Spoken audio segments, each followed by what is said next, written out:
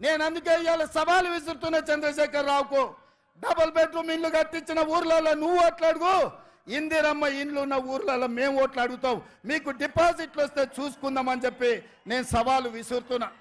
అందుకే మిత్రులారా, ఇవాళ ఈ రాష్ట్రంలో జరగబోయే ఎన్నికలు నేను ఒక్క మాట ఈ వేదిక మీద నుంచి సూటిగా నరేంద్ర మోడీ, కల్వకుంట్ల చంద్రశేఖరరావుకు విసిరదలుచుకున్నా.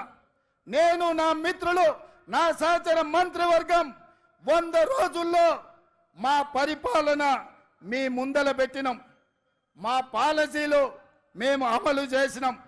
ఇవాళ నేను అడుగుతున్న మిత్రులారా, 100 రోజుల్లో మేము మంచి పాలన ఇస్తే, సంక్షేమ పథకాలు అమలు చేస్తే, 6 గ్యారంటీలు అమలు చేయడానికి చిత్తశుద్ధితో ప్రయత్నం చేస్తే తెలంగాణ రాష్ట్రంలో మమ్మల్ని 14 సీట్లలో గెలిపించండి.